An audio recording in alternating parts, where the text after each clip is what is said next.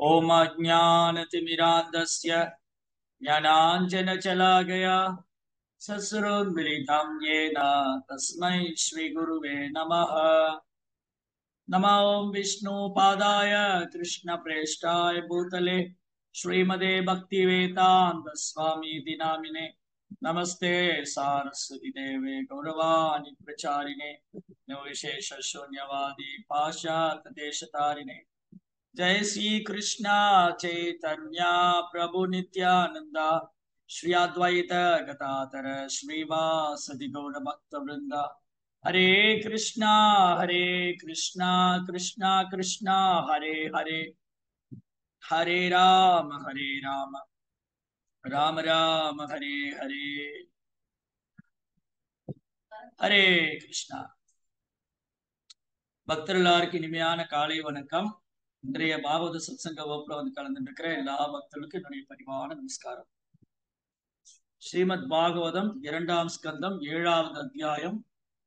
பகவானுடைய பல்வேறு அவதாரங்கள், அந்த அவதாரத்துக்கான நோக்கம் என்ன, நோக்கத்துக்காக எந்த சூழ்நிலையில பகவான் அவதாரம் செய்யறாரு, அந்த லீலைகள் வந்து எவ்வளவு அற்புதமானது,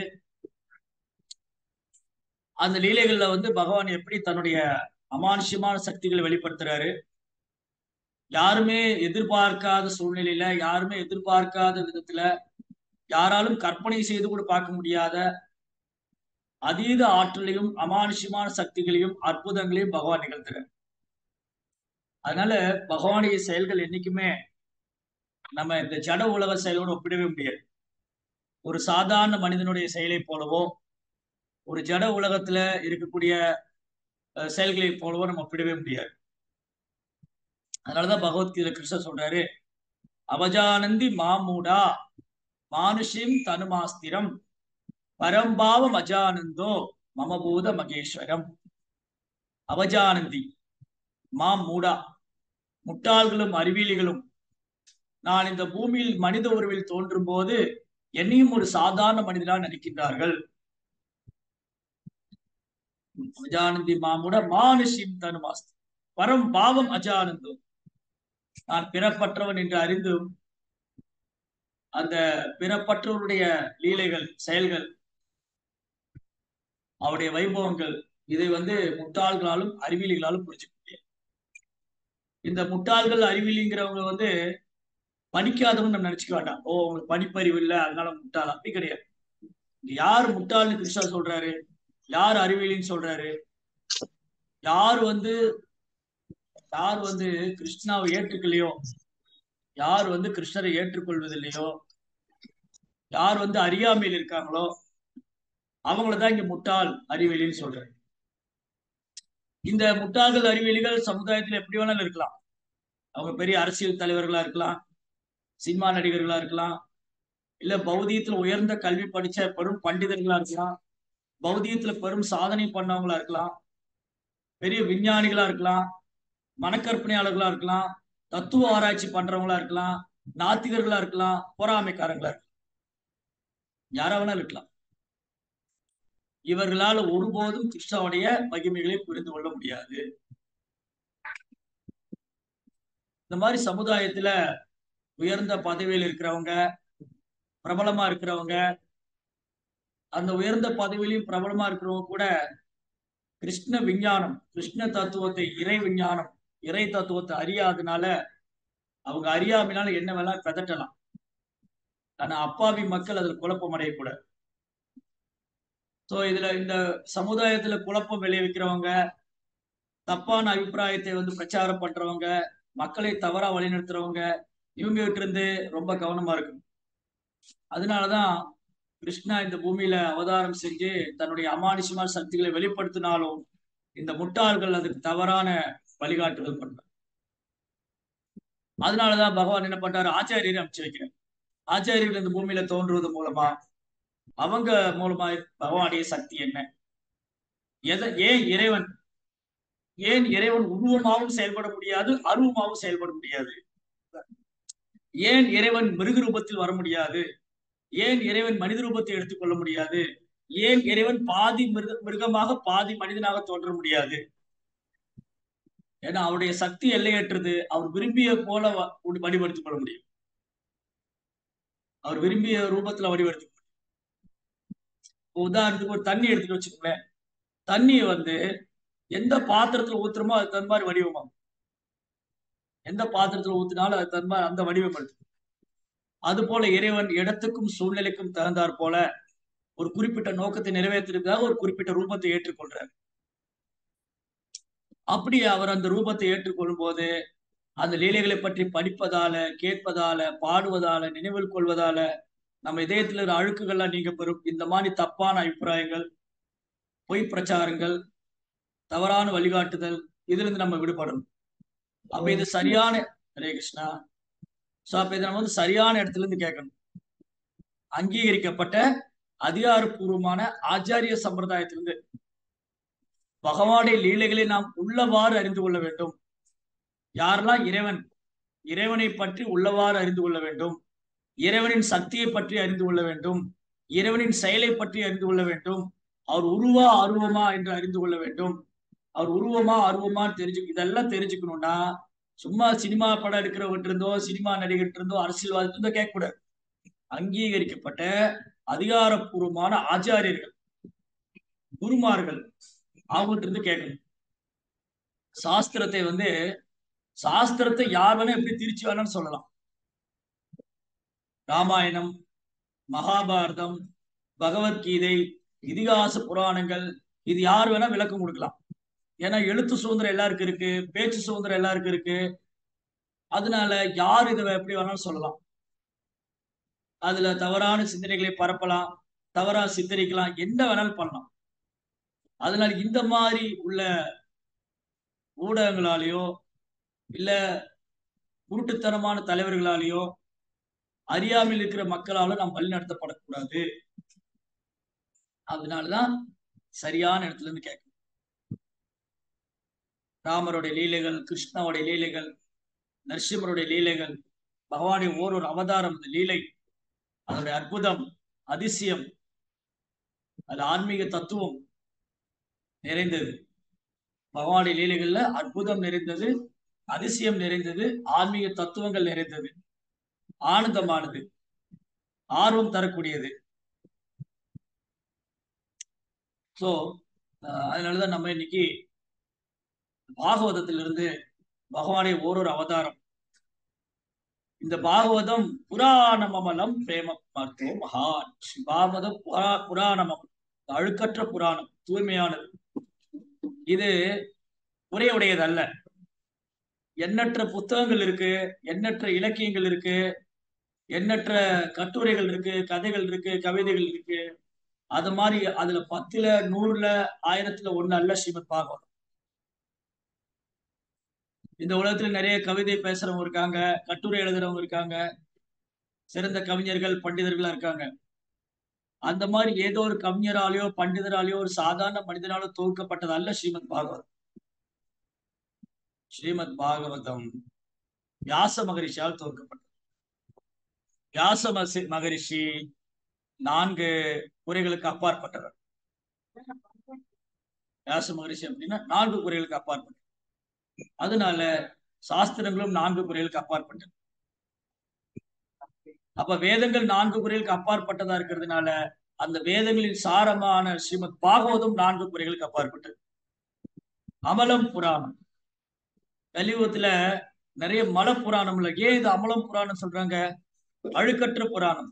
அப்புறம் மல புராணம், கலியுகத்துல நிறைய மல புராணம் இருக்கு. இந்த மல புராணங்கள் என்னது? அழுக்கான புராணங்கள். இந்த அரசியல் தலைவர் என்ன ஆனாரு, அவர் கட்சி என்னாச்சு, அவர் எந்த கட்சியிலிருந்து எந்த கட்சிக்கு தாவிட்டாரு, இந்த சினிமா நடிகர் என்ன படம் எடுக்கிறாரு, அவர் அடுத்த படம் என்ன வரப்போகுது, அதுல ஃபர்ஸ்ட் லுக் போஸ்டர் வருதா, ஃபர்ஸ்ட் சிங்கிள் வருதா, ஒரு படம் எப்ப ரிலீஸ் ஆக போகுது, அவர் அடுத்து என்ன பண்ண போறாங்க, அவர் அரசியல் குதிக்க போறாரா இல்லையா, இதெல்லாம் மல புராணம். இதெல்லாம் மல புராணம். அப்புறம் கலியுக புராணம். கலியுக புராணம் என்னது? காலையில ரேடியோ டிவி எல்லாம் ஆன் பண்ணிட்டா, சோசியல் மீடியா ஆன் பண்ண உடனே தேவையற்ற விவாதங்கள், தேவையற்ற கருத்துரைகள், தேவையற்ற கலந்துரையாடல்கள், எல்லாம் கிருஷ்ணரை மறந்திருக்கார். ஆபர்ஷதானாம் ஆத்ம தத்துவம் கிரகேஷும் கிரகமேதினா. அவர் வீட்டுல விலங்கு மாதிரி வாழ்ந்து கிருஷ்ணாவை மறந்து இருக்கிறவங்க வீட்டுல விலகு மாதிரி வாழும். கிரகேஷு கிரகமேதினா. அதனால கிருஷ்ணாவை மறந்து வாழ்றதோட கிருஷ்ணாவை மறந்து வாழ்றதுல எந்த பிரயோஜனம் இல்லை. கிருஷ்ணாவை மறந்து வாழ்ந்திருக்கிறதா மாயையான வாழ்க்கை, மாயை. சோ கிருஷ்ணாவை நினைத்த மாத்திரத்துல புனிதமடையும். அதனால கிருஷ்ணரோடு சம்பந்தப்பட்டிருக்கிறதுனால இந்த பாகவதம் அமலம் புராணம். சரி, அப்ப போன வகுப்புல என்ன என்ன கத்துக்கிட்டோம் நம்ம நரசிம்மலீலையில? நேற்றைய வகுப்புல பதில் தெரிஞ்சோ கைது. நேற்றைய வகுப்புல நரசிம்மலீலையில என்ன கத்துக்கிட்டோம்?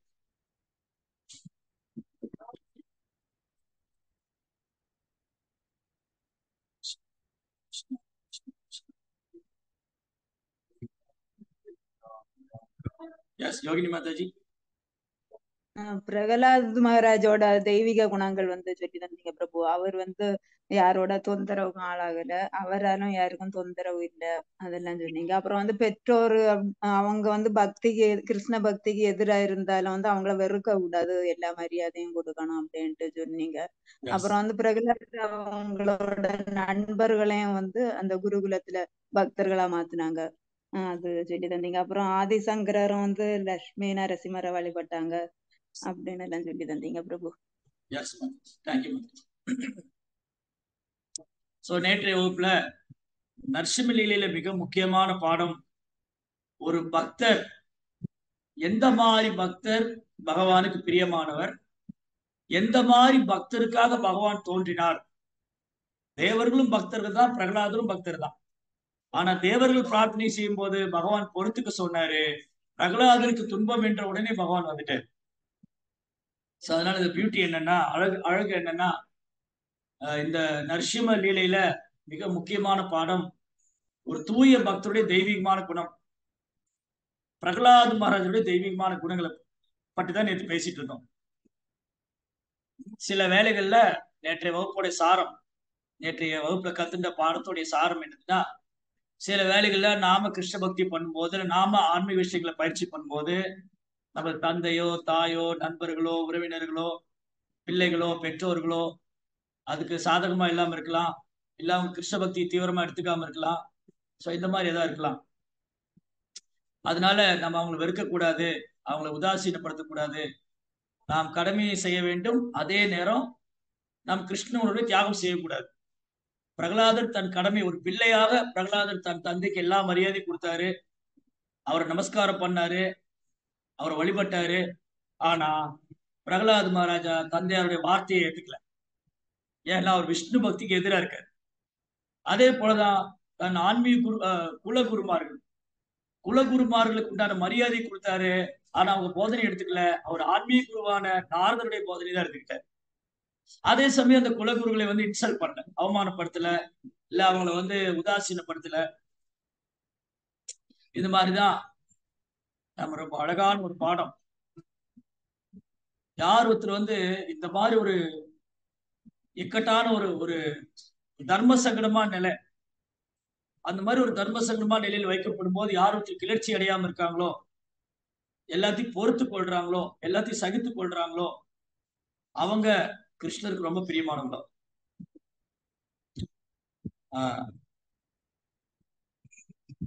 பாகவதத்துல பிரம்மா, இங்க பிரம்மா நாரதிட்ட பேசுற மாதிரி இன்னொரு இடத்துல பிரம்மா சொல்றாரு, தன் சொந்த வீட்டுக்குள்ள போற மாதிரி போலாம். தத்தே அனுகம்ப சுசமீக்ஷமானம் புஞ்சான ஏவாத்ம கிருதம் விவாகம். யார் ஒருத்தர் தனக்கு கஷ்டம் வரும்போது பகவானை குறை சொல்றது இல்லையோ, இல்லையா? பிரகலாத் மகாராஜ் எங்க குறை சொன்னாரா? ஓ பகவானே, நான் உங்க நாமத்தை சொல்லிட்டு இருக்கேன், எனக்கே இந்த சோதனை, என்னையே இப்படி துன்பத்தில் ஆழ்த்துறீங்க, நீங்க என்ன கவனிக்க மாட்டீங்களா? என் பிரார்த்தனை உங்க காதுல விழவில்லையா? நீங்க என்ன கல்லா? உங்களுக்கு உணர்ச்சி இல்லையா?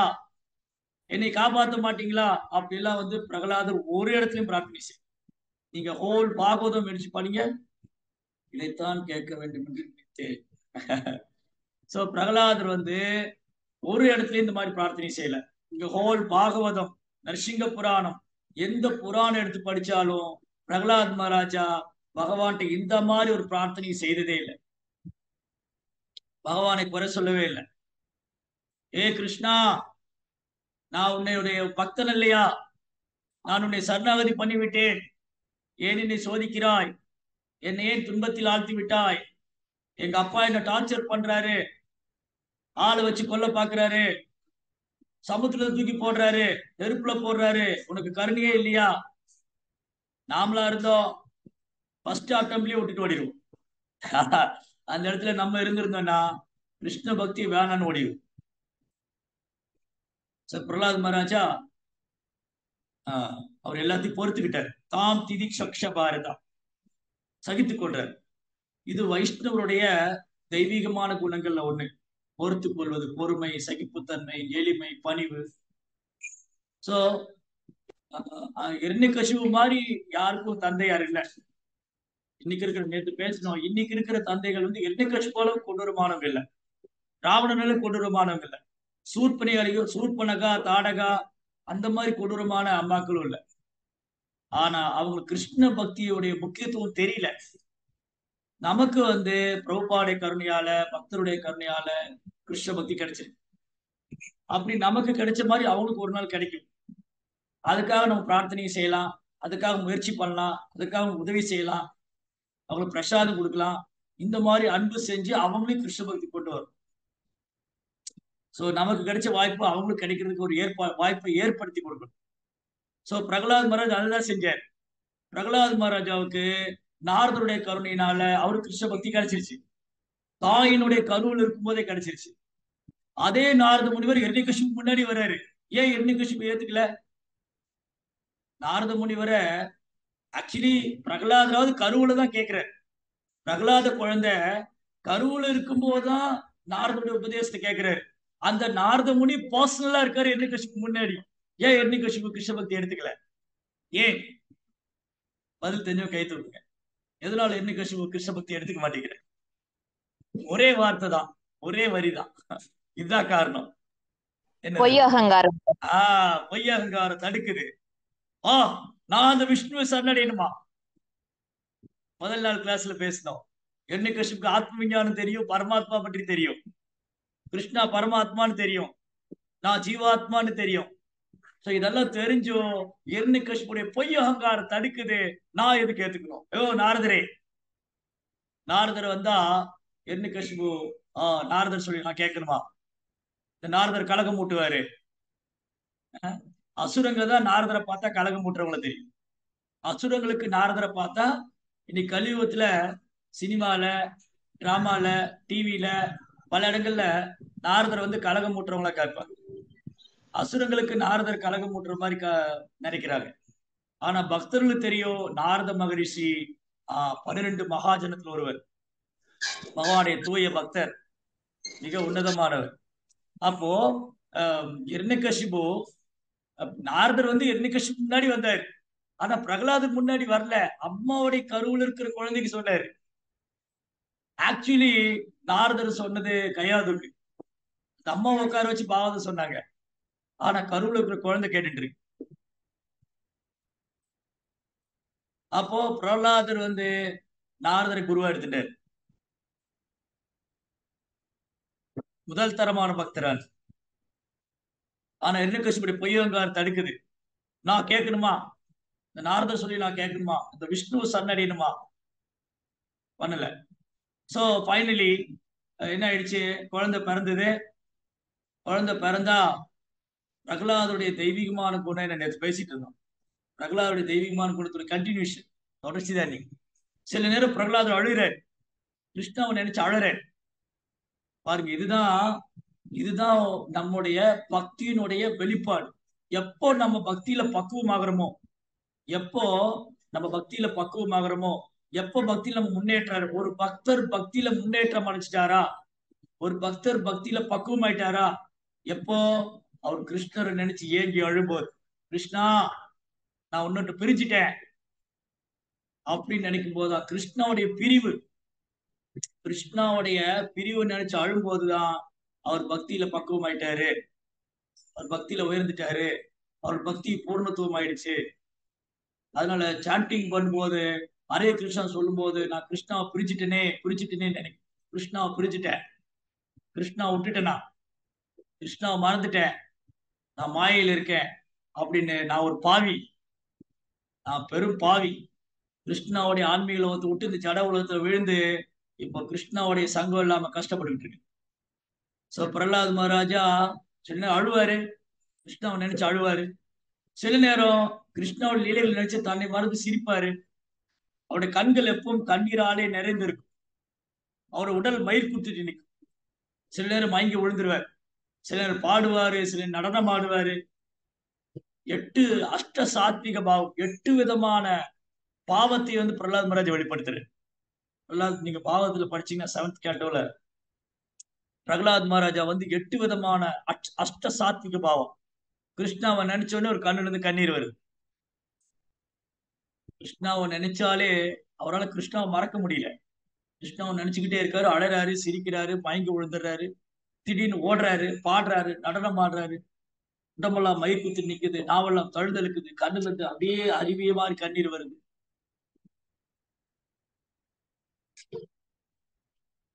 அந்த பிரகலாத் மகாராஜா கருணையே உருவானவர்.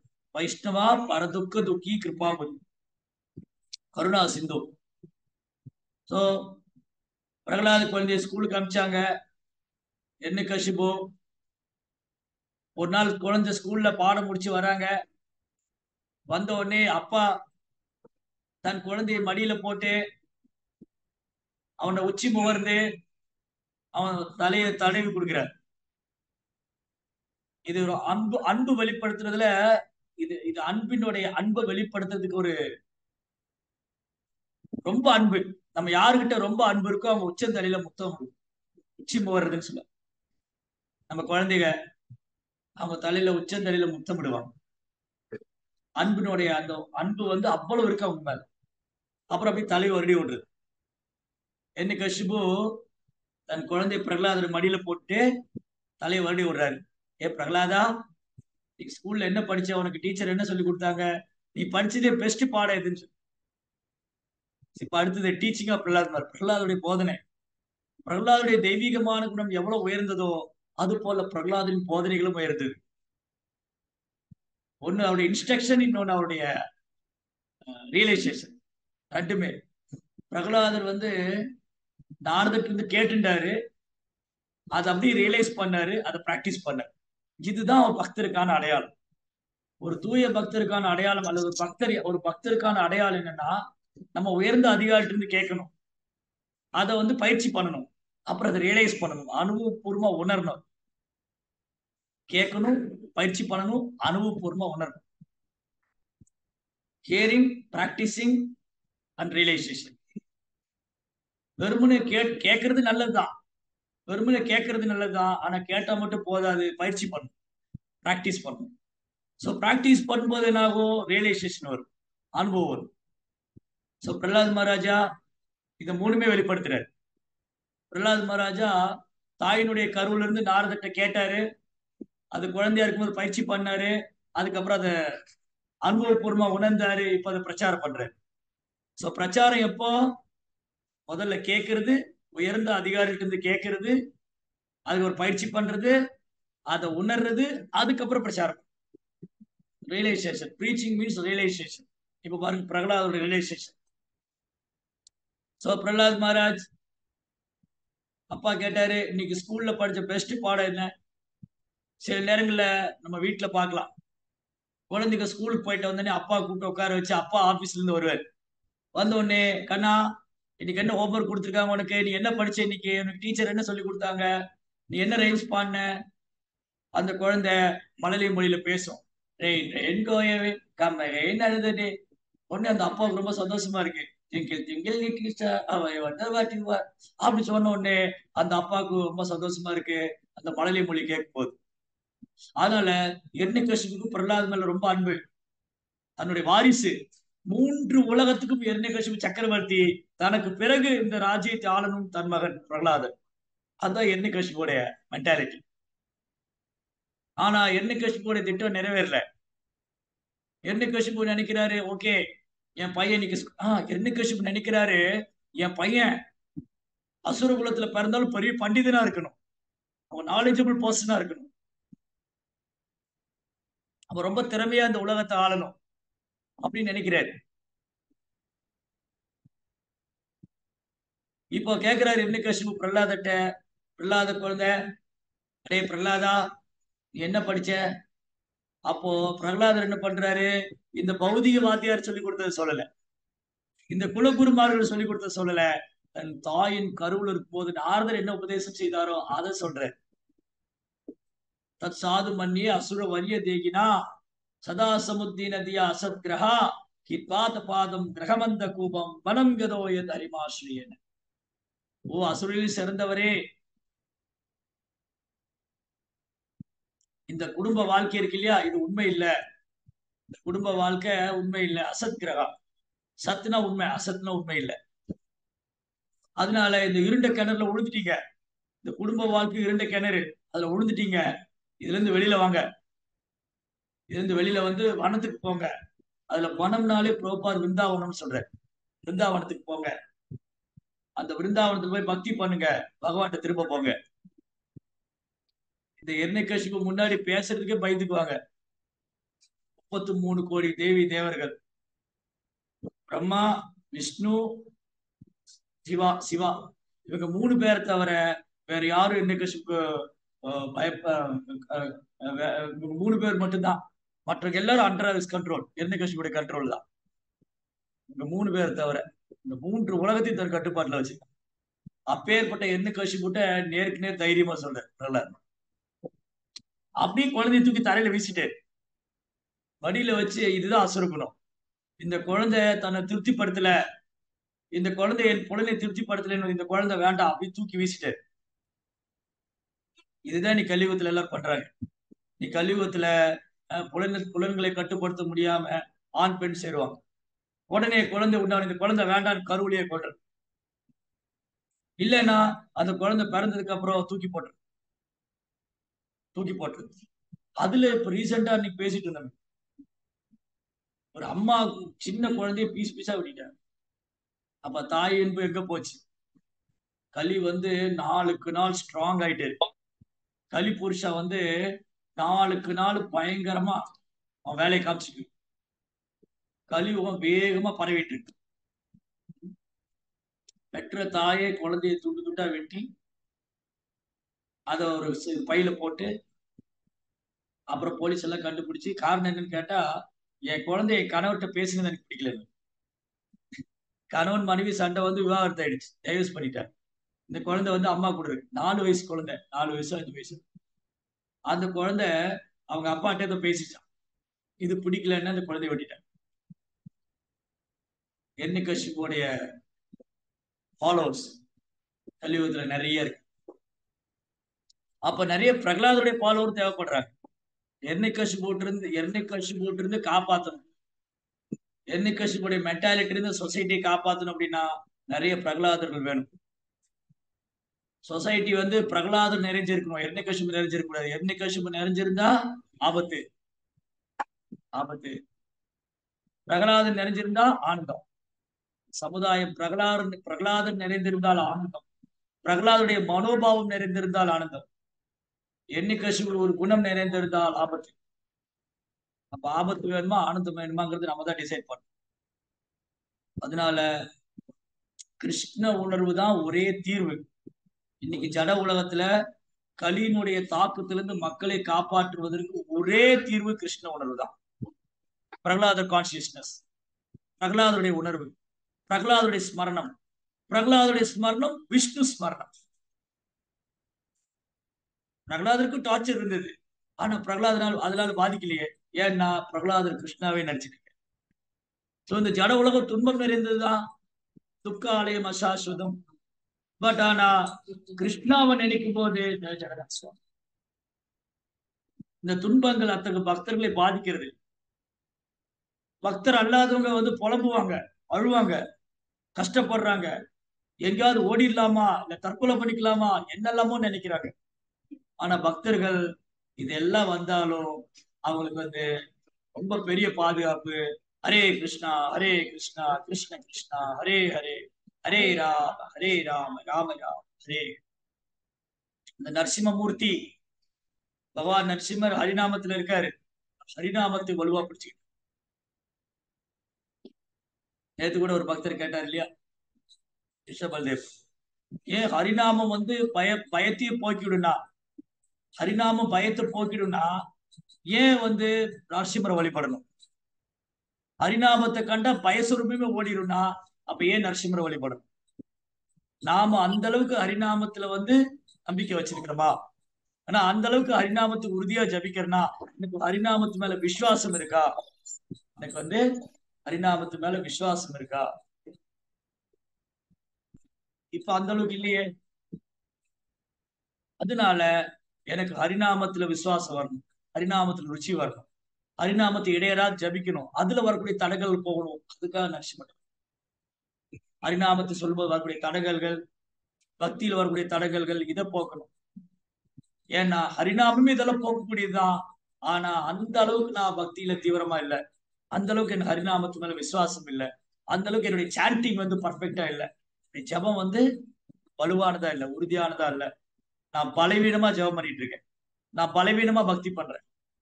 அதனால எனக்கு பக்தியில பலமும் உற்சாகம் தரக்கூடியவர் நரசிம்மதேவர், பலராமர், நரசிம்மதேவர். சோ உடனே என்ன கஷ்டம் கூப்பிட்டாரு, கூப்பிடுங்க அந்த வாத்தியார்களை, என் பையனை யாரோ கெடுத்துட்டாங்க, என் பையன் தப்பு தப்பா பேசுறான், அவனை யாரோ கெடுத்துட்டாங்க, அவனுக்கு யாருக்கும் வைஷ்ணவோட அசோசியேஷன் கிடைச்சிருக்கு. பாத்தீங்களா, இதுதான் எர்ணிகேசிபு மென்டாலிட்டி. எர்ணிகேசிபுடைய மனோபாவம் என்ன? பிரகலாதர் வந்து பகவானை பற்றி சொன்ன உடனே ஒரு கோபம் வருது. இதுதான் அசுரங்க. அசுரங்களுக்கு, நாத்திகர்களுக்கு கடவுளை பத்தி கேட்டா உடனே கோபம் வரும், கடவுளை பத்தி பேசினா கோபம் வரும். அதுல இன்னைக்கு இருக்கிற அசுரர்கள் நாத்திகர்களுக்கு இந்து கடவுளை பத்தி பேசினாதான் கோபம் வரும். இவங்க எல்லாம் குட்டி குட்டி அசுரங்க தான், எர்ணிகேசிபு தான். ஆனா அந்த மாதிரி எர்ணிகேசிபு இல்ல. இவங்க எல்லாம் ஒரு கொரோனா வந்தாலும் ஒரு சுனாமி வந்தாலும் செத்து போயிடுவாங்க, இவ்வளவுதான். இன்னைக்கு இருக்கிற அசுரங்களுக்கெல்லாம், இந்த அசுரங்களை கொள்றதுக்கெல்லாம் பகவான் நேர்லயே வரணும்னு இல்லை, சும்மா ஒரு அடி அடிச்சா போதும். ஒரு சுனாமி, ஒரு வெள்ளப்பெருக்கு, இல்ல ஒரு பூகம்பம், இல்ல ஒரு கொரோனா, இல்ல ஒரு டெங்கு, இல்ல ஒரு சிக்குன் குன்யா, இல்ல வந்து பிளேக்கு, காலரா, இந்த மாதிரி தான் வந்து செத்து போயிடும், கத்திக்கிட்டே இருப்பான். சோ அதனால இந்த ஹிரண்யகசிபுவுக்கு பொறுத்துக்க முடியல, தான் முன்னாடி தன் பையன் விஷ்ணு புகழ்றது, அதுதான் பொய் அகங்காரம். இந்த பொய் அகங்காரம் தடுக்குது தன் மகன் விஷ்ணுவை புகழ்றது. உடனே கண்டிக்கிறார், கூப்பிடுங்க அந்த வாத்தியார, என் பையனுக்கு தப்பு தப்பா பாடம் சொல்லி கொடுத்துருக்காங்க, அவங்க பனிஷ்மெண்ட் கொடுக்கணும். இந்த வாத்தியார் வந்து நடுக்கிறாங்க, ரெண்டு பேரும் இந்த குருகுல ஆசிரியர்கள். நாங்க சொல்லி கொடுக்கல, நாங்க சொல்லி கொடுக்கல. அப்போ நீங்க என்ன பண்ணிக்கிட்டு இருந்தீங்க? என் மகனை யாரோ வந்து பிரெயின் வாஷ் பண்ணிருக்காங்க, என் மகனை வந்து யாரோ பிரெயின் வாஷ் பண்ணிருக்காங்க. இதுதான் ப்ரோபாட்டி சொன்னாங்க. தன்னை எறிய விஞ்ஞானம் ஒரு புக் இருக்கு இல்லையா, தன்னை எறிய விஞ்ஞான புக்ல கான்வர்சேஷன் நடக்கும், பிரபுபாவுக்கும் ஒரு சீடர்களுக்கும். உங்க சீடர்கள்லாம் வந்து பிரபுபாட்ட சொன்னாங்க, பிரபுபாதா, இந்த மாதிரி நம்ம வந்து கிருஷ்ண பக்தியை பயிற்சி பண்றோம் இல்லையா, இதை பத்தி வெளியில என்ன சொல்றாங்கன்னா, அங்க போகாதீங்க, உங்களை பிரெயின் வாஷ் பண்ணிடுவாங்க, அங்க போகாதீங்க.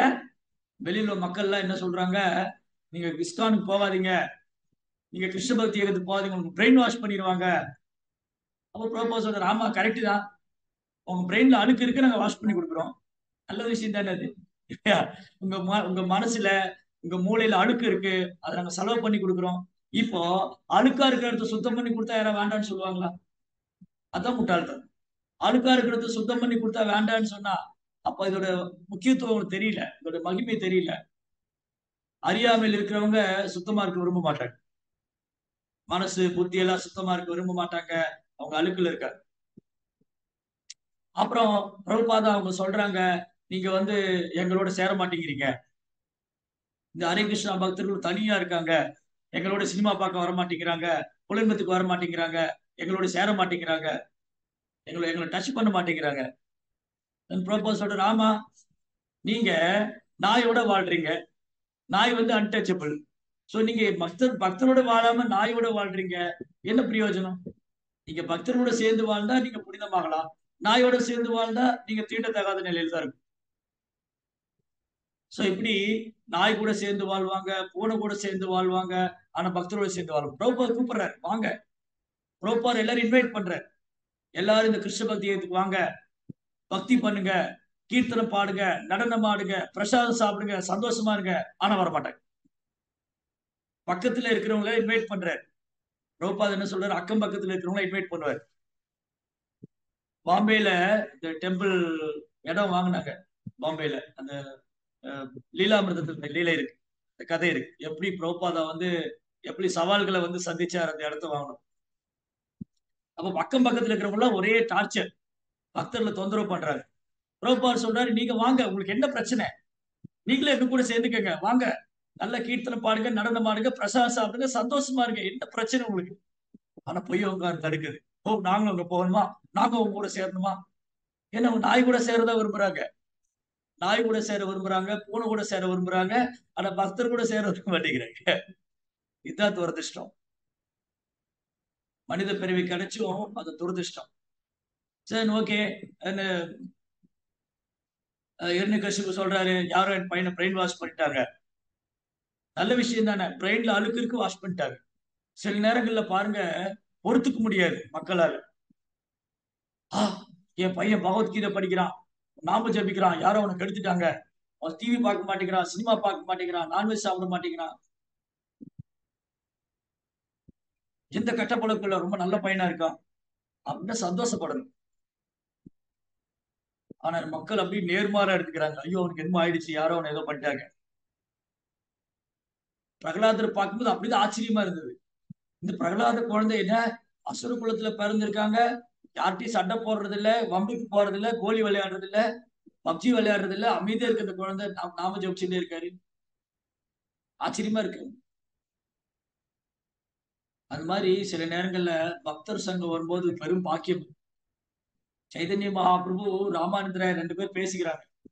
ராமானந்தராயரை பேச வச்சு சைதன்ய மகாபிரபு நிறைய விஷயங்களை கத்துக் கொடுக்குறாரு, நமக்கு சொல்லிக் கொடுக்குறாரு.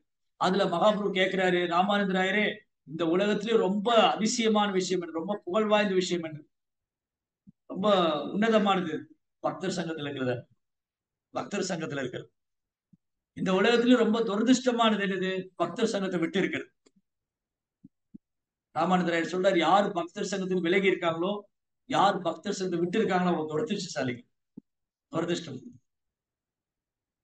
அதனால இன்னைக்கு மக்களுக்கு தெரியல, பக்தர்கள் சங்கம் எவ்வளவு அற்புதமான ஒரு வாய்ப்பு. ஒரு காலத்துல சாதுக்களுடைய சங்கம் கிடைக்கிறது ரொம்ப கஷ்டம். சாதுக்களுடைய சங்கம் எடுத்துக்கிறது ரொம்ப ஏன்னா சாதுக்கள் அவ்வளவு சீக்கிரம் வெளியில வரமாட்டாங்க. ஒரு தனி இடத்துல உட்காந்து பக்தியை பயிற்சி பண்ணுவாங்க, நாமஜபம் பண்ணுவாங்க. அந்த சாதுக்களையும் துறவிகள் தான் தேடி போவாங்க. துறவிகள் சாதுக்கள் எல்லாம் ஒன்னா கூடியிருப்பாங்க. குடும்பஸ்தர்கள் குடும்பஸ்தர்கள்லாம் வந்து சாதுக்களுடைய சங்கம் எடுத்துக்கிறது ரொம்ப கஷ்டம். நீங்க பாருங்க, பாகவதம் யாருக்கு மத்தியில பேசிட்டு இருக்காங்க, எல்லாம் சுத்தி சாதுக்கள் தான், முனிவர்கள், ரிஷிகள், பாகவதர்கள். இதுல ஒரே ஒருத்தர் தான் குடும்பஸ்தர் பரிச்சித், அவரும் விட்டுட்டு வந்துட்டாரு. இதுல ஒரே ஒருத்தர் தான் குடும்பஸ்தர், பரிச்சித் மகாராஜா. பரிச்சித் மகாராஜ் மட்டும் தான் குடும்பஸ்தரா இருக்காரு. இங்க பெண்கள் கிடையாது. இந்த இந்த இந்த கூட்டத்துல, இந்த பாகவத சத்சங்கத்துல, இந்த பாகவத உபன்யாசத்துல, இந்த பாகவத லீலையில, இந்த பாகவத நடக்கூடிய இடத்துல, பரிச்சித் மகாராஜ் இருந்த இடத்துல இவர் ஒருத்தர் தான் குடும்பஸ்தர். இவரும் விட்டுட்டு வந்துட்டாரு. இன்னும் இறக்க போறேன்னு தெரிஞ்சோடனே ஃபேமிலியை விட்டு வந்துட்டார், ராஜ்யம் சொத்து எல்லாத்தையும் விட்டு வந்துட்டார். மீதி கூடி இருக்கிறவங்க எல்லாரும் முனிவர்கள், ரிஷிகள். இங்க பெண்களோ குழந்தைகளோ யாருமே இல்லை. இப்படி ஒரு காலத்துல பாகவதத்தை தேடி போனாங்க. இன்னைக்கு பாகவதம் புக்கு நம்மளை தேடி வருது, பாகவதம் சாஸ்திரம் நம்மளை தேடி வருது, பக்தர்கள் தேடி வர்றாங்க, ஆச்சாரியர்கள் இருக்காங்க, குருமார்கள் இருக்காங்க. எவ்வளவு பெரிய பாக்கியம். இதை பயன்படுத்திக் கொள்ளதான் துர்பாக்கியம், இதை பயன்படுத்திக் கொள்ளதான் துர்பாக்கியம். சோ இப்படி பிரபுபாவுடைய கருணை, சைதன்யாவுடைய கருணை. பாகவதம் ஒரு காலத்துல பரமஹம்சர் மத்தியில பேசப்பட்டது. அது சைதன்ய மகாவுடைய கருணையினால ஒவ்வொரு கிராமத்தின் நகரத்திலும் அவர் நாம சங்கீர்த்தனம் பாகவதம் பேசப்பட்டது.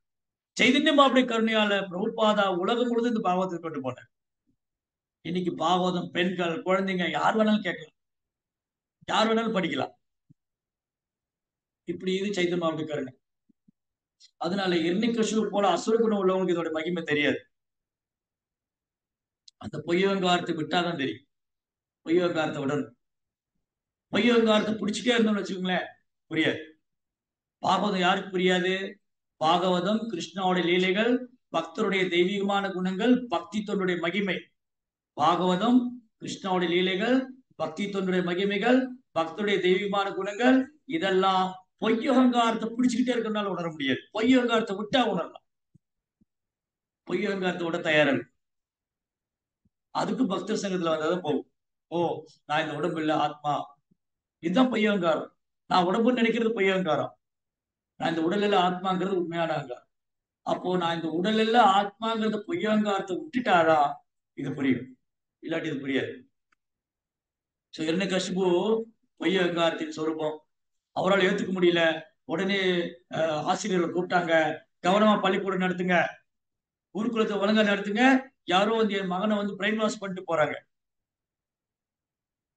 ஆனா இன்னைக்கு பாருங்க, இன்னைக்கு வந்து கிருஷ்ண பக்தியை ஸ்கூல்ல போய் பிரச்சாரம் பண்ண முடியல. எங்கேயோ ஒரு சில ஸ்கூல்ல அனுமதி கொடுக்குறாங்க. பெரும்பாலும் ஸ்கூல்ல பாருங்க, இல்ல இல்ல இது வேண்டாம், எங்களுக்கு வேண்டாம். ஏன்னா எங்க பள்ளிக்கூடத்துல எல்லா மாணவரும் படிக்கிறாங்க, முஸ்லீம் மாணவர் படிக்கிறாங்க, கிறிஸ்தவ மாணவர் படிக்கிறாங்க, அதனால நாங்க வந்து சொல்லிக் கொடுக்க மாட்டோம். பெரும்பாலான பள்ளிக்கூடங்களை தவிர்க்கிறாங்க. அரசு பள்ளிக்கூடம், பெரும்பாலான பள்ளிக்கூடங்கள்ல இதை ஏத்துக்கிறது இல்லை. ஏன்னா நாங்க வந்து இதை ஏத்துக்கிட்டா எங்களை வந்து இந்து சமயம் சொல்லுவாங்க, இவங்களை இந்துக்கள் பிரச்சாரம் பண்றேன்னு சொல்லுவாங்க. ஆனா அதே சமயம் முஸ்லீம்கள் பள்ளிக்கூடத்துக்கு அரபு கல்லூரின்னு பேர் வச்சிருக்காங்க. அரபு பள்ளிக்கூடமே முஸ்லீம் நடத்துறாங்க. கிறிஸ்தவர்கள் பள்ளிக்கூடத்துல கட்டாய பாடம். காலையில வந்து பிரேயர் பண்ணணும். பிரேயர் பண்ணலைன்னா வாயில என்ன வச்சிருக்கேன்னு கேட்கிறேன். நான் நாகர்கோயில பிரச்சாரம் பண்ணிட்டு இருந்த போது அங்க ஸ்கூல் போற குழந்தைகளா வந்தாங்க. அதுல ஒரு டிவோட்டியோட குழந்தை கிறிஸ்டின் ஸ்கூல்ல படிச்சுட்டு இருக்கு. அந்த குழந்தை பிரேயர் அப்போ வாய் திறக்கல.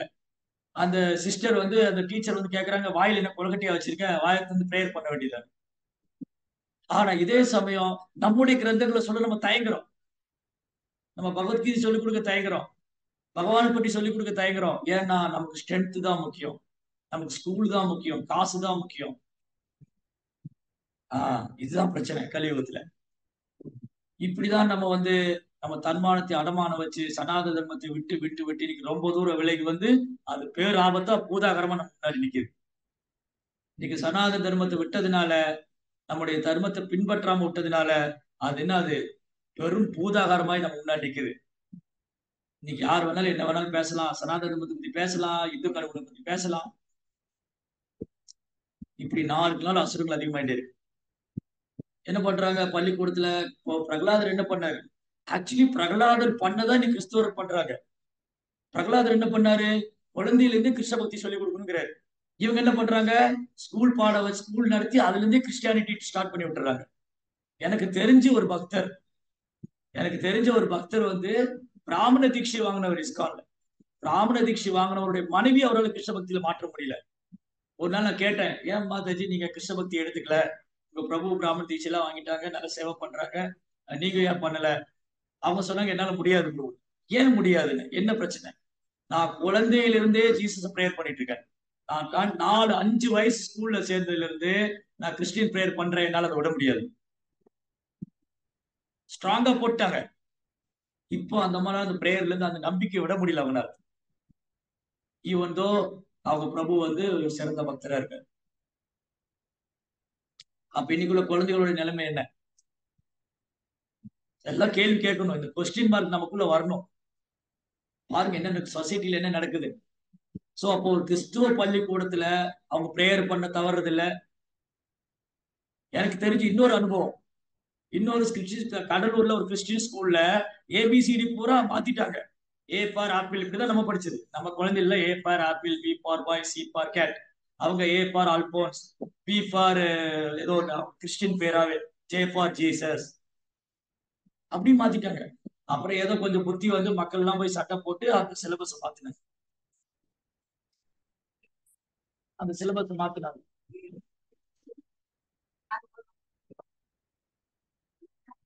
அப்படி பண்றாரு. இன்னொரு அது ஒரு இடத்துல, அப்புறம் இன்னொரு இடத்துல இந்த மாதிரி நிறைய அனுபவம் இருக்கு. இன்னொரு இடத்துல ரீசெண்டா நம்ம டிவோட்டியோட குழந்தை என்ன பண்ணிருக்காங்க, ஒரு கிறிஸ்டியன் ஸ்கூல்ல சேர்க்க போயிருக்காங்க. சேர்க்கும் போது என்ன சொல்லியிருக்காங்க, எங்க குழந்தை நீங்க கட்டாயப்படுத்தக்கூடாது, பிரேயர் பண்ண சொல்லி கட்டாயப்படுத்தக்கூடாது. அப்படின்னு சொல்லிதான் சேர்த்திருக்காரு. சரின்ட்டாங்க, அதெல்லாம் சொல்ல மாட்டோம், அது அவங்கவுங்க விருப்பம். அந்த குழந்தைங்க தேவைப்பட்டா எங்க ப்ரேயர் பண்ணலாம், இல்ல அவங்களுடைய கடவுளை வழிபட்டுக்கலாம். ஆனா ஸ்கூல்ல சேர்த்ததுக்கு அப்புறம் ப்ரேயர் பண்ண சொல்லி கட்டாயப்படுத்திருக்காரு. அந்த குழந்தை வீட்டுல வந்து அழுதுருக்கா. நான் என்ன என்ன பண்றது, அவங்க இப்படி சொல்றாங்க, கிருஷ்ணர் கோச்சுக்க மாட்டாரா? ஏன்னா சின்ன குழந்தை இல்ல, தெரியாது. நம்ம ஹரே கிருஷ்ணா மந்திரம் சொல்லி கொடுக்குறோம், பக்தி பண்ண சொல்லி கொடுக்குறோம். சோ இந்த குழந்தை அம்மாட்ட வந்து அழுதுருக்காங்க. அந்த குழந்தை என்ன அழறான், இந்த மாதிரி என்ன வந்து ப்ரேயர் பண்ண சொல்றாங்க, அப்ப கிருஷ்ணர் கிட்ட கோச்சுக்க மாட்டாரா, தப்பு இல்லையா? அப்புறம் அவங்க பேரண்ட் போய் பேசியிருக்காங்க, நீங்க சொன்னீங்களே இந்த மாதிரி, ஏன் இப்படி பண்றீங்க? அதுக்கப்புறம் பேசாம. சோ இப்படி நம்ம தான் நினைக்கிறோம். இதே மாதிரிதான் இந்த ஒரு விஷயம் இப்படிதான். நீங்க ஒரு முஸ்லீம் கடையிலயோ, ஏதோ ஒரு முஸ்லீம் கடையில கிறிஸ்டின் கடையில போய் ஒரு விநாயகர் இருக்கிற மாதிரி, ஒரு அல்லாஹ் போட்டோ இருக்கிற மாதிரி, ஒரு ஜீசஸ் போட்டோ இருக்கிற மாதிரி பாருங்க, பார்க்க முடியாது. கிறிஸ்டின் கடையில கிறிஸ்டினுடைய போட்டோ மட்டும் தான் வச்சிருப்பாங்க. முஸ்லீம் கடையில அந்த அல்லாஹ்வுடைய வழிபாடு மட்டும் தான் வச்சிருப்பாங்க. நம்ம இந்து கடையில போய் பாருங்க, அவங்க கிறிஸ்டினும் வச்சிருப்பாங்க, முஸ்லீமும் வச்சிருப்பாங்க, நம்ம சாமியும் வச்சிருப்பாங்க. கேட்டா எனக்கு எம்மா தான் சம்மதம், அப்பதான் வியாபாரம் ஆகும். சோ வியாபாரத்துக்காக நம்ம சனாதன தர்மத்தை அடமான வைக்கணும். வியாபாரத்துக்காக, பேருக்காக, புகழுக்காக, கல்விக்காக இப்படி அடமானம் வச்சு நம்ம வாழ்க்கையில எல்லாத்தையும் இழந்துட்டோம். நம்முடைய இயற்கையான விவசாயம், பசுமாடு, நம்முடைய கல்வி இன்னைக்கு வந்து இப்படிதான் இருக்கு. அதுல ஒருத்தர் பேசுறாரு, ஒரு வேலை என்ன பேசுறாரு, ஒரு பெரிய கவிஞர். அதான் யார் யார வேணா என்ன வேணாலும் பேசலாம். ஒரு கவிஞர் சொல்றாரு, கிறிஸ்டியன் மிஷினரிகள்லாம் இந்தியாவுக்குள்ள வரலைன்னா இங்க கல்வியே இருந்திருக்காது, யாருக்குமே கல்வியே கிடைச்சிருக்காது, எல்லாம் முட்டாள்களும் அறிவியலியுமா இருந்திருப்பாங்க. அப்ப ஔவையார் பாடம் சொல்லி கொடுக்கல, திருக்குறள் இங்க இல்ல. இதுதான். சோ இன்னும் நம்ம விழித்துக் கொள்ளாமல் இருப்போமே ஆனால் எண்ணிக்கசிபு சமுதாயம் நாளுக்கு நாள் வளர்ந்துகிட்டே இருக்கு. சோ இது ரொம்ப முக்கியமான பாடம். சோ என்ன ஆச்சு, எண்ணிக்கசிபு கூப்பிடுறாரு, கூப்பிட்டு யாரோ என் பையனை வந்து பிரெயின் வாஷ் பண்ணிட்டாங்க, இனிமே இந்த நம்ம நடந்துக்காம பாத்துக்கோங்க. அப்புறம் கொஞ்ச நாள் கழிச்சு திரும்ப வர்றாரு, ஸ்கூல்ல போயிட்டு இருக்காங்க. கொஞ்ச நாள் கழிச்சு வந்து திரும்ப எண்ணிக்கசிபு கேட்கிறாரு, பிரகலாதா இன்னைக்கு ஸ்கூல்ல நீ படிச்சது என்ன பெஸ்ட் சொல்லு. அவர் பிரகலாத் திரும்ப சொல்றாரு, நதே விது சுவார்த்த கதிகி விஷ்ணு துராசிராகி பைரத்தமானினா. இந்த முட்டாள் மக்கள், பகவான் தான் நம்முடைய லட்சியம், நம்முடைய வாழ்க்கையின் இறுதி லட்சியம் கிருஷ்ணா. கிருஷ்ணர் அடையணும்னு தெரியாம இவங்க குருடர் மாதிரி வாழ்ந்துட்டு இருக்காங்க. இந்த குருடர்கள்லாம் தங்கள்ல ஒரு பெரிய குருடனை தலைவனா வச்சுட்டு அவன் பின்னாடி போய் எல்லாம் சாக்கடையில் விழுறாங்க. கிருஷ்ண பக்தி இல்லைன்னா குருடன் தான் சொல்றேன். அதே விது சுவார்த்த கதிகி விஷ்ணு. நம்ம நம்முடைய லட்சியம் விஷ்ணு தான். ஆனா துரதிருஷ்டமா மக்கள் இதை உணராம தங்களுக்கு கூடர்ல ஒரு தலைவர் இப்ப என்ன சொல்றாரு, மறைமுகமா எதை கஷ்டப்பு தான் சொல்றாரு, நீ வந்து கிருஷ்ண பக்தி இல்லாம இருக்க, உன்னை ஃபாலோ பண்றவங்களும் கிருஷ்ண பக்தி இல்ல, எல்லாம் போய் நரகத்துக்கு போக போறீங்க. அதே விது சுவார்த்த கதிகி விஷ்ணு துராசராகி பகிரர்த்தமான அந்தாதிராணி உபநீயமான அந்த குருடன் ஒன்னு திரும்பி கண்ணுக்காசு குழந்தை தூக்கி தரையில வீசினார். இவன் வேண்டாம், இவன் சத்ரு, இவன் வம்சத்தை அழிக்க வந்த குழந்தை. திரும்பி ஒரு நாள் இதே மாதிரிதான், இன்னைக்கு நீ படிச்சதுல பெஸ்ட் என்னன்னு சொல்லு. பிரகலாதா நீ படி. ஒரு முறை என்ன கஷ்டம் கேட்கும் போது இந்த பௌதிக டீச்சர் சொல்லி கொடுத்தது பிரகலாத் சொல்லவே இல்லை, அவருடைய ஆன்மீக குருவான நாரதர் சொல்லி கொடுத்ததா சொல்றாரு. அது ஸ்ரவணம், கீர்த்தனம், விஷ்ணு ஸ்மரணம், பாதசேவனம், அர்ச்சனம், வந்தனம், தாசியம், சக்கியம், ஆத்ம நிவேதனம், இந்த 9 விதமான பக்தி தொண்டு செஞ்சு ஒருத்தர் பகவானை திருப்திப்படுத்தல. கிருஷ்ணா பற்றி கேட்கணும், ஸ்ரவணம், கீர்த்தனம், கிருஷ்ணாவுடைய புகழ் பாடணும், அவர் நினைக்கணும், அவர் பாத சேவனம் பண்ணணும், அவரை வழிபடணும், அவரை பிரார்த்தனை பண்ணணும், அவரை புகழணும், அவருக்கு சேவகனா இருக்கணும், எல்லாத்தையும் அவருக்கு அர்ப்பணிக்கணும். இந்த முறை என்ன கஷ்டம்னா டாலரேட் பண்ணிக்க முடியல, பொறுத்துக்கவே முடியல. அப்புறம் தான் சொன்னாரு, இந்த குழந்தையை கொண்டுருங்க, எனக்கு வேண்டாம், இமீடியட்டா காவலாளியை கூப்பிட்டு இந்த குழந்தையை கொண்டுருங்க, இவன் சத்ரு. அடே பிரகலாதா, இந்த வம்சத்துக்கு அழிக்க வந்த சத்ரு. அவர் என்ன சொல்றாரு, என்ன கஷ்டமோ, பிரகலாதர் வந்து ஒரு கோடாரியோட கைப்பிடி மாதிரி. இந்த கோடாரியோட கைப்பிடி பிடிச்சுதான் விஷ்ணு வந்து நம்ம வம்சத்தை அழிக்க போறாரு. அதனால இந்த கோடாரியை நான் விட மாட்டேன். கோடாரி இருக்கு இல்லையா, கோடாரியில ஒரு கைப்பிடி இருக்கு, அது இருந்தா தானே பிடிச்சு வெட்ட முடியும். அப்ப என்ன கஷ்டமோ தன் மகனை கோடாரியோட ஒப்பிடுறாரு. இந்த கோடாரி வச்சு அந்த விஷ்ணு என் வம்சத்தை அழிச்சுடுவார் போல இருக்கு, அதனால அதுக்கு முன்னாடி நான் இந்த குழந்தையை கொல்லணும். எப்படி? பிரகலாதர் ரொம்ப அழகா சொல்றாரு 9 விதமான பக்தி தொண்டுடைய மகிமை. அது பிரகலாதர் சொல்லி கொடுக்குறாரு. பிரகலாதுடைய போதனை ரொம்ப முக்கியமானது. 9 விதமான பக்தி தொண்டு. இதுல ஒன்ன உருப்படியா பண்ணாலும் நம்ம பகவான் அடையலாம். யாராவது சிரவணம் நல்லா பண்ணி கிருஷ்ணரை பத்தி கேட்டுக்கிட்டே இருக்காங்க அப்படின்னா அதுலயும் பக்குவம் அடையலாம். பரிசித் மகாராஜ் சிறந்த உதாரணம். கிருஷ்ணா பத்தி கேட்டுட்டே இருந்தார்.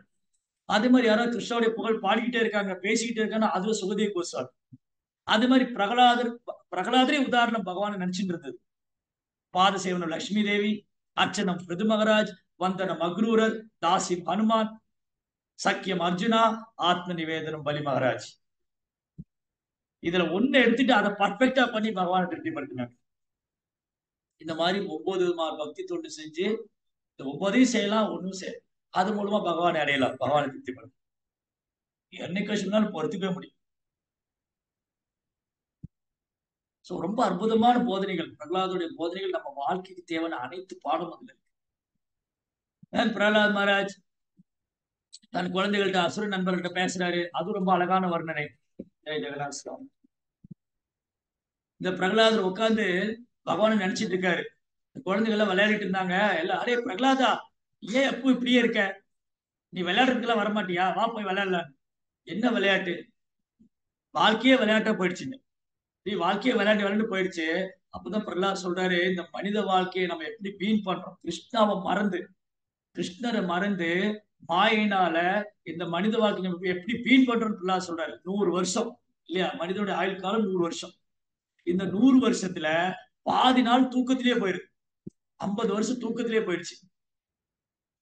இரவானா தூங்கிடுறோம், பகல் 50% ஆஃப் அவர் லைஃப் வந்து தூக்கத்திலேயே போச்சு. 50%. இதுல மீதி 50% தான் சொச்சம். இந்த மீதி 50%த்துல 5 வயசு வரைக்கும் ஒண்ணுமே தெரியாம போயிடுச்சு இல்லையா? அவர் குழந்தை 5 வயசு வரைக்கும் ஒண்ணும் தெரியாது. 5ல இருந்து 10 வயசு வரைக்கும் விளையாட்டுல போச்சு. அப்போ 50 + 60 ஆச்சு. 5ல இருந்து 10 வயசு விளையாட்டுல போச்சு. 10ல இருந்து 20 வயசு வரைக்கும் படிப்புல போச்சு, பௌதிக கல்வியில். அதை படிக்கணும், இதை படிக்கணும், அந்த சப்ஜெக்ட் எடுக்கலாமா, இந்த சப்ஜெக்ட் எடுக்கலாமா, என்ஜினியரிங் எடுக்கலாமா, சிஎஸ் எடுக்கலாமா, ஓஎஸ் எடுக்கலாம், இப்படி வாழ்க்கை போச்சு. அப்ப எவ்வளவு ஆச்சு? 5, 50, 55, 60, 60, 20, 70 வருஷம் போச்சு. மீதி 20 வயசுக்கு மேல நான் யாரை கல்யாணம் பண்ணலாம், எங்க கல்யாணம் பண்ணலாம், எப்படி எங்க வீடு கட்டலாம், எங்க வேலைக்கு போகலாம், எங்க வியாபாரம் பண்ணலாம், இப்படி பாதி நாள் போச்சு. அப்புறம் குழந்தைங்க, இப்படி மீதி உள்ள காலம் பூரா போய் ஒரு மனிதன் கிருஷ்ணரை மறந்து தன் வாழ்க்கையே வீணாக்கிறார். ஹோல் லைஃப் போச்சு. அதனால பிரகலாத் மகாராஜ் சொல்றாரு, கிருஷ்ணாவை நினைங்க, கிருஷ்ணாவை நினைங்க. 5 வயசுல இருந்தே கிருஷ்ணருக்கு இந்த பாகவதம் படிக்கணும். கௌமாரம் ஆக்கிறதே பிரக்யான் தர்மான் பாகவதாக துர்லப மானுஷ ஜென்மம். இதைத்தான் அவ்வியார் பாட்டி சொல்லாங்க, அரிது அரிது மானிடராய் பிறத்தல் அரிதுன்னு. ரொம்ப அரிது இந்த மனித வாழ்க்கை. பிரகலாதரும் சொல்றாங்க, அவ்வியார் பாட்டியும் சொல்றாங்க, திருவள்ளுவர், எல்லா ஆச்சாரியரும் சொல்றாங்க. பிரகலாத் சொல்றாரு, தயவுசெய்து ஃபாலோ பண்ணுங்க. என் நண்பர்களே, நீங்களும் விளையாட்டுல நேரத்தை வீணாக்காதீங்க. பகவான் ஹரியோடைய நாமத்தை சொல்லுங்க அப்படின்னு கீர்த்தனை பாடி விட்டார். நாராயண மந்திரம் அதுவே நாளும் பேர் பாட்டு நாராயணனுடைய புகழ் பாடுறார், கிருஷ்ணனுடைய புகழ் பாடுறார், அவர் சாண்டிங் சொல்லி கொடுக்குறாரு. இப்படி அந்த குழந்தைகள்லாம் பக்தி பண்ண ஆரம்பிச்சிட்டாங்க. இதை பார்த்து இன்னும் பயமாயி போச்சு இந்த குருகுல வாத்தியார்களுக்கு. இந்த பிரகலாதனை பக்தி பண்ண வேண்டான்னு சொன்னா அவர் ஸ்கூல்ல இருக்கிற பசங்களை எல்லாம் பக்தரா மாத்திட்டாரு. அவர் ஸ்கூல்ல இருக்கிற பசங்களை எல்லாம் பக்தரா மாத்திட்டாரு. அதான் அவரோட பியூட்டி. ஆனா யாரையும் ஹர்ட் பண்ணல, டீச்சரை ஹர்ட் பண்ணல, அப்பாவை ஹர்ட் பண்ணல, யாருமே நோகடிக்கல. ஆனா அதே சமயம் அவருடைய சேவை பண்ணிட்டு வேலையை பண்ணிட்டு. மாறாக இந்த தெய்வீகமான செயல்களை அவங்கதான் தொந்தரவா நினைக்கிறாங்க. யாரு? கிருஷ்ண பக்தியை நாம் பயிற்சி செய்யும் போது அசுரர்களுக்கும் நாத்திகர்களுக்கும் அது தொந்தரவா தெரியும். ஆனா உண்மையில பிரகலாதரால யாருக்கும் எந்த ஒரு தொந்தரவும் கிடையாது. அப்ப பக்தி மார்க்கத்தை யார் தொந்தரவு நினைக்கிறாங்களோ அவங்க அசுர குணம் படிச்சவங்கன்னு அர்த்தம். என்ன கசிப்பு அசுர குணம் படிச்சவங்க, அவங்க வம்சமே அசுர குணம் படிச்சது அசுரர்கள் தான். அந்த குல குருகளும் அசுரர்கள் தான். அதனாலதான் பிரகலாதுடைய செயல் வந்து ஆனந்தமானது, உன்னதமானது. அது அவங்க தொந்தரவா தெரியுது. பக்தி இனிமையானது, சுகமானது. நாங்க இது அடிக்கடி நம்ம சொல்லியிருக்கு, ஏற்கனவே பேசியிருக்கோம். நான் ஒரு நாள் யாத்திரை போயிட்டு இருக்கேன். அது ஒரு 2, 3 வருஷம் இருக்கு, கொரோனாக்கு முன்னாடி நினைக்கிறேன். உடுப்பி யாத்திரை போனோம். உடுப்பி யாத்திரை ட்ரெயின்ல போயிட்டு இருக்கும் போது பக்தர்லாம் கீர்த்தனை பாடினார். தென் ஒரு பெரியவர் வந்து எந்திரிச்சு, என்ன நான்சென்ஸ், இப்படிதான் ட்ரெயின்ல கூச்சல் போடுவீங்களா, கத்துவீங்களா, மத்தவங்க எல்லாம் இருக்க வேண்டாமா அப்படின்னு சத்தம் போட்டாரு. சரி, ஏதோ ஒரு பப்ளிக் பேசஞ்சரு, சரி நம்ம வந்து அவருக்கு பிடிக்கல. ஏன்னா அவரு பொய் அகங்காரம் அவருக்கு. ஓ, இவங்க எல்லாம் பாடுறாங்க, நம்ம கூட பாட யாருமே இல்ல. அந்த பொறாமை பொய் அகங்காரம் என்ன நினைக்கிறாரு, ஓ இவங்க எல்லாம் பாடுறாங்க, ஆடுறாங்க, சந்தோஷமா இருக்காங்க, இவங்க எப்படி சந்தோஷமா இருக்கலாம்? அவருக்கு 1008 பிரச்சனை. இவங்க எப்படி சந்தோஷமா இருக்கலாம்? அந்த பொய் அகங்காரத்துடைய அந்த பொறாமையுடைய வெளிப்பாடு. சரி, ஓகே, நம்ம சரி விடுங்க, அவர் ஏதோ டென்ஷன் ஆகுறாரு, நம்ம கொஞ்சம் ஸ்டாப் பண்ணி. அடுத்த ஸ்டேஷன் வந்த உடனே கொஞ்சம் காலேஜ் பசங்க யாரும் என்ன அவங்க குத்தாட்டம் போட்டாங்க. இந்த ஆள் பார்த்து சிரிச்சுக்கிட்டு இருக்க. அப்போ அந்த வயதான பெரியவர் கூட அசுர குணத்தினால அந்த மாதிரி கலாச்சாரம் பிடிச்சிருக்கு. ஆனா பக்தர்கள் கலாச்சாரம் பிடிக்கல. எங்க போறாரு? உடுப்பில போய் இறங்குறாரு. உடுப்பில இறங்கி என்ன பிரயோஜனம்? அது பகவானுடைய புனித ஸ்தலம், அங்க பகவான் இருக்காரு. இந்த மாதிரி அசுரர்கள் அங்க போனாலும் ஒண்ணும் புரிய போறது இல்ல. அது சேத்திர பாவின்னு தான் சொல்லணும். இந்த சேத்திரத்துல இருந்து பிரயோஜனம். அதனால நம்ம வாழ்க்கையினுடைய குறிக்கோள் என்னன்னு தெரியாம, வாழ்க்கையின் லட்சியம் என்னன்னு தெரியாம, இந்த மனித வாழ்க்கை நாம் வீணாக்க கூடாதுங்கிறது தான் பிரகலாதரோட முக்கியமான டீச்சிங். பிரகலாதர் பகவான்கிட்ட சொல்றாரு, பகவானே எனக்குன்னு ஒரு கவலை எல்லாம் ஒண்ணும் இல்ல. பிரகலாதருக்கு என்ன கவலை? அவர் கவலையும் இல்ல, வருத்தம் இல்ல, ஒண்ணும் இல்ல. ஆனாலும் ஒரு கவலை இருக்குன்னாரு. என்னடா அது? பிரகலாதன் மாதிரி தூய பக்தருக்கு என்ன கவலை இருக்க முடியும்? இப்ப பிரகலாத் சொல்றாரு, பகவானே இந்த ஜீவாத்மாக்கள்லாம் உங்களை மறந்து இருக்காங்க இல்லையா, அதை நினைக்கும் போது எனக்கு கவலையா இருக்கு. இந்த ஜீவாத்மாக்கள்லாம் உங்களை மறந்து அறியாமையில மாயையில சிக்குண்டு சின்னாபின்னம் ஆயிட்டு இருக்காங்க. தத்தளிச்சுக்கிட்டு இருக்காங்க. சம்சார சாகரத்துல மூழ்கி பௌதிக துன்பத்தை அனுபவிச்சு மேலும் மேலும் மேலும் மேலும் துன்பத்தை அனுபவிக்கிறாங்க. இத பார்க்கும்போது எனக்கு கஷ்டமா இருக்கு. அதனாலதான் நீங்க என்னை அழைச்சிட்டு வந்திருக்கீங்க. நான் தூய பக்தி தொண்டை சொல்லி கொடுக்கணும். பகவானே எனக்குன்னு தனிப்பட்ட எந்த ஒரு விருப்ப வெறுப்பும் கிடையாது. எனக்குன்னு எந்த ஒரு கவலையும் கிடையாது. ஆனா இந்த மக்களை பார்க்கும்போது எனக்கு கவலையா இருக்கு. இதுதான் ஆச்சரியம். இதுதான் தூய பக்தி. ஒரு தூய பக்தருக்குன்னு எந்த ஒரு தனிப்பட்ட விருப்பு வெறுப்போ ஆசை பாசமோ ஒண்ணும் கிடையாது.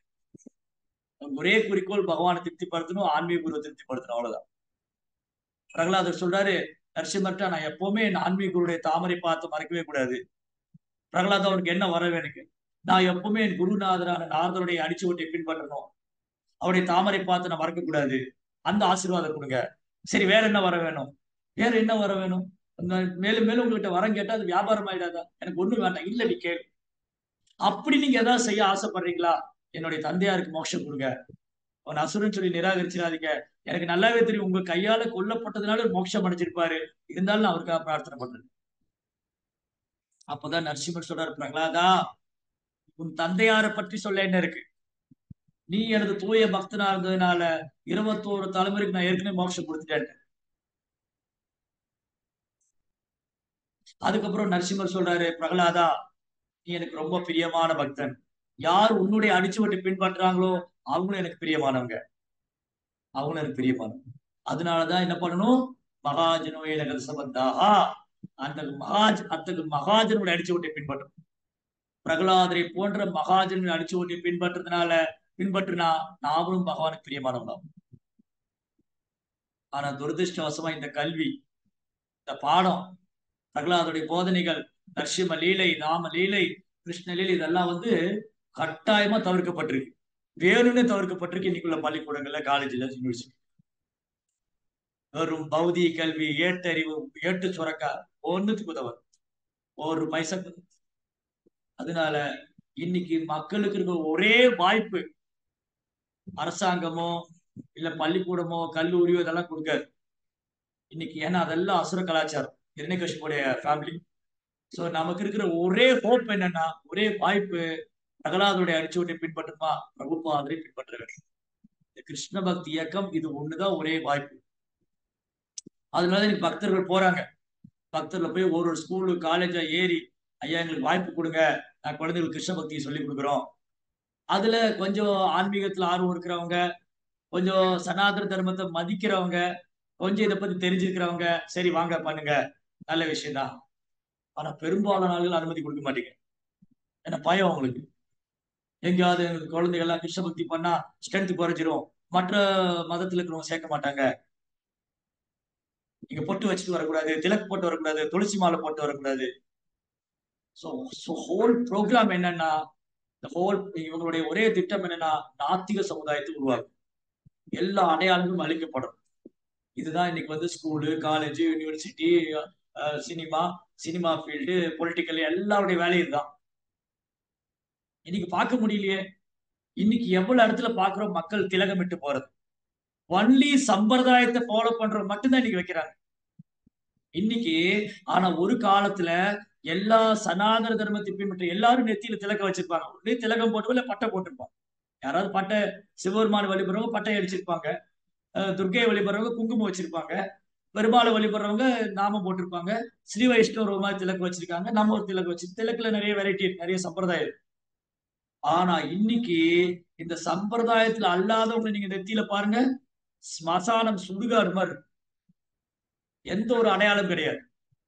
ஏன்னா இதை கேலி பண்ணி கேலி பண்ணி போட்டு நாம போட்டு வந்துட்டியா, பட்டை போட்டு வந்துட்டியா, எல்லாருக்கும் பட்டை நாம சாத்திடுவியா, இப்படியே பேசி பேசி பேசி மக்கள் மத்தியில ஒரு கூச்சத்தை உருவாக்கி இன்னைக்கு இளைஞர்கள் இதெல்லாம் தவிர்க்க ஆரம்பிச்சிட்டு பெரும்பாலும் பெரும்பாலும் தவிர்க்கிறாங்க.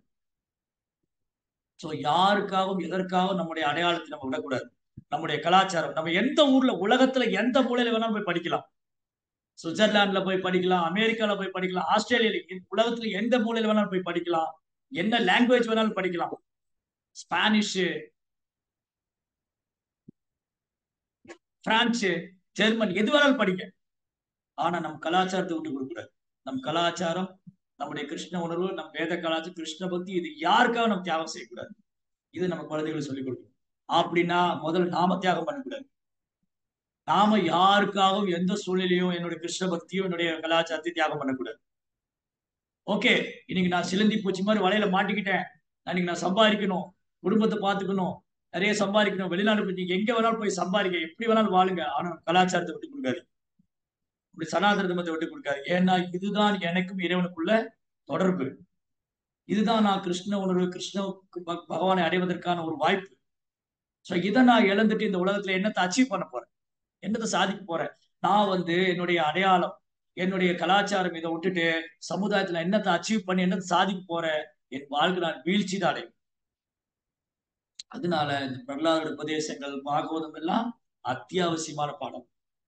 இந்த மாதிரி மிக உன்னதமான பாடங்களை கொடுக்கறதுக்காக தான் பகவான் நரசிம்மதேவர் தன்னுடைய பக்தர் பிரகலாதை அழைச்சு வந்து இந்த மாதிரிதான் ஒரு பக்தர் இருக்கணும், இப்படிதான் பக்தி. இது வந்து வாழ்க்கைக்கு தேவையான பாடம். ஒரு குழந்தை வந்து எவ்வளவு பணிவா இருக்கணும், ஒரு ஒரு ஒரு ஜீவாத்மா வந்து எவ்வளவு எளிமையா வாழணும், எவ்வளவு பணிவா இருக்கணும், எவ்வளவு கிருஷ்ண மேல விசுவாசம் வச்சிருக்கணும், எவ்வளவு நம்பிக்கை வச்சிருக்கணும், எந்த அளவுக்கு அவர் விஷ்ணு ஸ்மரணை பண்ணணும், எந்த அளவுக்கு பகவான் மேல அன்பு காமிக்கணும், எப்படி பகவான்கிட்ட திரும்ப போறது, இதெல்லாம் நம்ம வாழ்க்கைக்கு தேவையான பாடம்.